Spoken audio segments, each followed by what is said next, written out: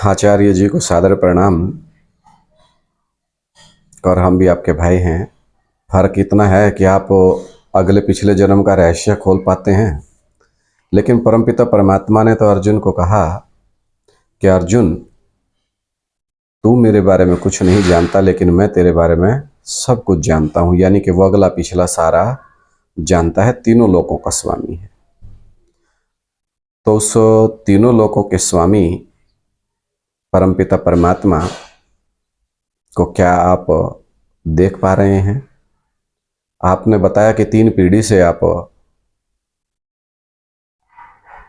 प्रभु सेवा में उपस्थित हैं, तपोबल से लोगों का कष्ट हर रहे हैं, लेकिन अपने तपोबल से आप उस परमपिता परमात्मा, जिसको कहते हैं चारों युग प्रताप तुम्हारा, 4 युग होते हैं, सतयुग, त्रेता, द्वापर और कलयुग, चारों युगों में जिसका प्रताप है, तो इसका मतलब ये हुआ कि वो इसी दुनिया में होता है।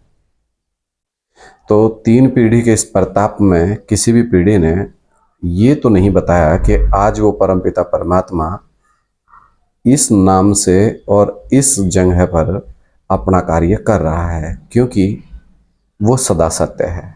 जिसको हम परमपिता परमात्मा कहते हैं, वो एवर प्योर है, सदा सत्य है और महाकाल है। उसको तो मृत्यु खा ही नहीं सकती। तो जितने भी इस दुनिया में ये पर्चे पाड़ हैं, दुनिया के तो पर्चे पाड़ते हैं, लेकिन आज उनका भी पर्चा फाड़ दो कि भाई तुमने उस परमपिता परमात्मा को, जिनको तुम कहते हो कि चारों युग प्रताप तुम्हारा, तुमने उस परमपिता परमात्मा को तो नहीं पहचाना। अगर किसी ने पहचाना हो, जितने भी किस किस के नाम बताऊं, इतने पाखंड दुनिया में हैं, तो उन सब जो जिसका भगत है उनसे पूछें कि वो हमें इतने लटोटरबाजी सिखाते हैं, इतने ड्रामेबाजी सिखाते हैं, लेकिन वो परमपिता परमात्मा जो एक शरीर छोड़ करके दूसरा शरीर तो वो भी लेगा, क्योंकि चारों युग प्रताप तुम्हारा। राम और कृष्ण इंसान के रूप में दिखाए ना, तो इंसान के रूप में दिखाए तो इस सृष्टि का नियम है, जायते मरियते वा कदिचिताय, ऐसा बोलते हैं ना गीता में। जिसका जन्म निश्चित उसकी मृत्यु निश्चित। तो जन्म और मरण तो शरीर का होता है, आत्मा तो वही होती है।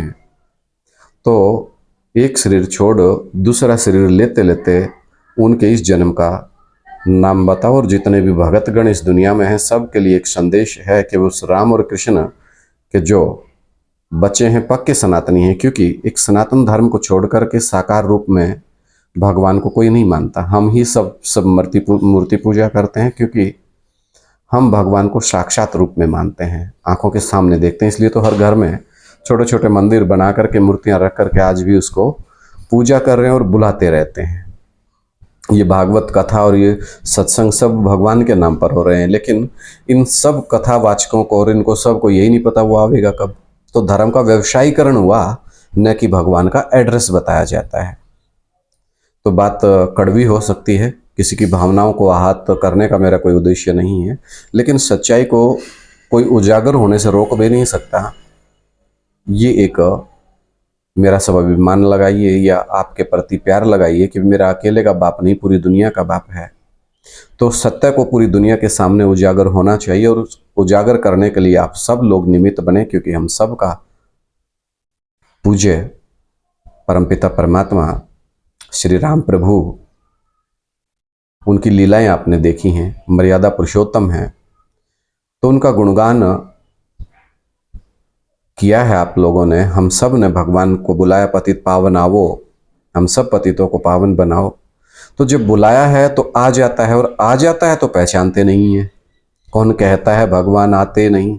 अरे मीरा की तरह बुलाते नहीं। अब तुमने बुलाया, तुम्हारी भक्ति फलीभूत हो गई, आप लोगों ने इतना प्यार प्रेम से बुलाया तो वो आ गया।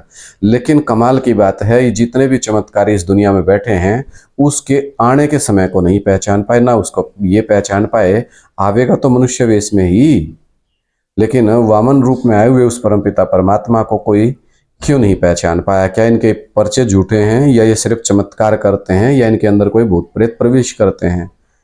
तो आज की ये वीडियो स्पेशली फिर पहुंचाएं